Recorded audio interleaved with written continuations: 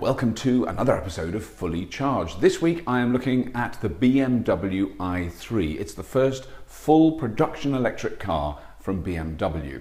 It was launched in the summer of last year. I attended the launch, and when I was there I saw something rather intriguing which I want to show you now. Essentially it's a car advert. It's an absolute classic car advert that goes on the telly. But I've never seen anything quite like this, and normally I wouldn't dream of showing something like a car advert on Fully Charged, but this was so intriguing and so revealing of the thinking behind the sort of lifestyle choice PR that car companies often spin out, that it's very clear that the car companies, all car companies around the world, are thinking along these lines. Essentially, what this car advert is telling us is that there's too many cars in the world.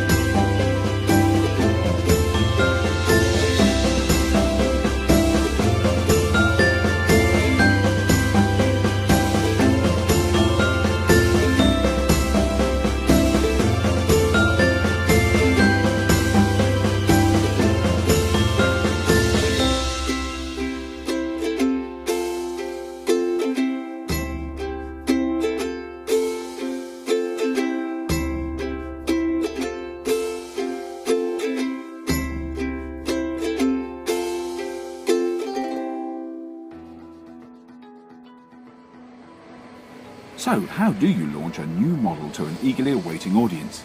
You pull the wraps off really fast. Whoosh!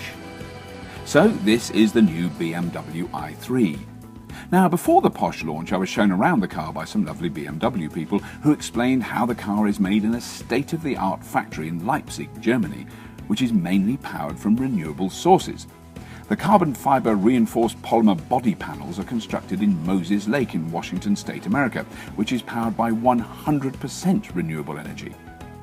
The old adage that an electric car is as dirty or dirtier than a fossil car when it comes out of the factory is simply not the case with the i3. Everything in the car has been designed to be as light as possible. The entire passenger compartment is made of aluminium and the interior is very lean. The 170 horsepower motor driving the rear wheels gives the i3 a 0 to 60 time of just over 7 seconds. That's quite fast. The battery pack comes with an 8-year, 100,000 mile warranty and gives the car a usable range of between 80 and 100 miles of charge. I was invited along to give a little speech to the large audience of interested BMW customers, which was a bit difficult because at this point I'd never driven the car. However, a few weeks later, I went into London and was handed the keys to this. "Drive to Brands Hatch Motor Racing Circuit," they said. So I did.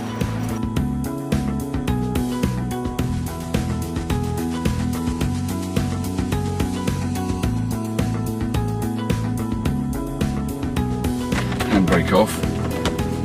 I want to do that thing, the clever thing you did with the steering wheel. That way. And a bit there, that's good. I'm not in gear, that's why it's not going. Now I am.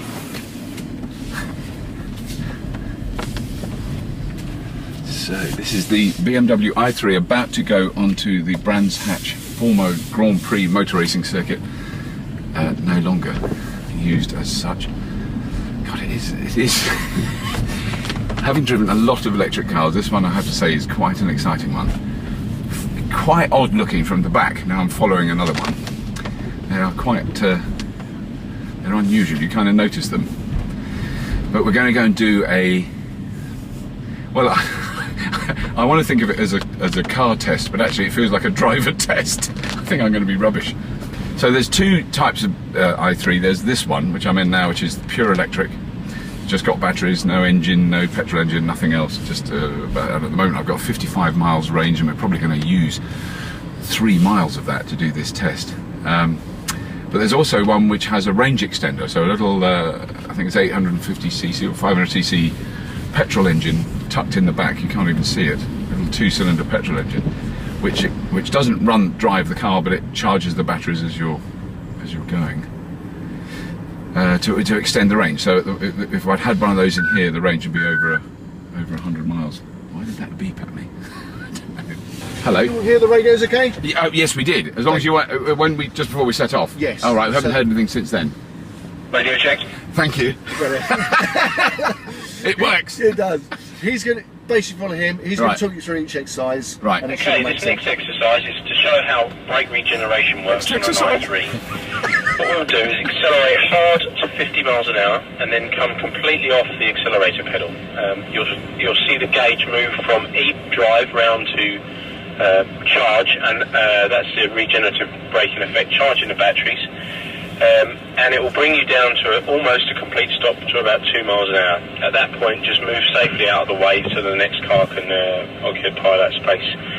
Each car will go, wait until it disappears beyond the bridge, and then it's safe for you to go. Right. I think I've got that. God, it's got a lot of warmth. Wow. This is just such an extraordinary way of testing a small, lightweight vehicle on a Grand Prix track. I can't. I've got to brake. You may have to brake with the tight left hand. I did have to brake for the tight left hand. I had to brake for that one. I think they did too. I think, to be fair.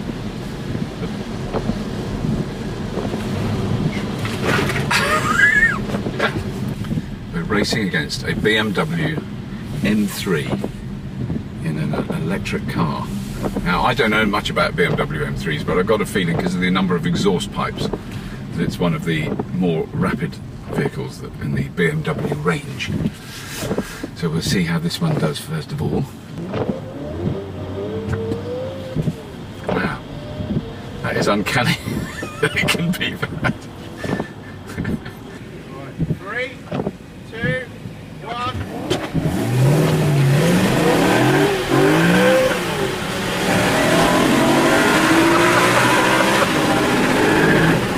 Kind of got us at the end. I never thought I'd do that.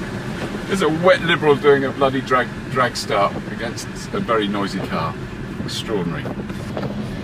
I can't push it as fast as it clearly would go.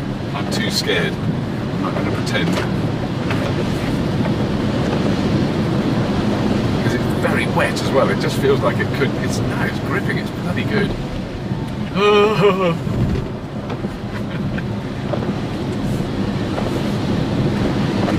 Just going to dab the brake there.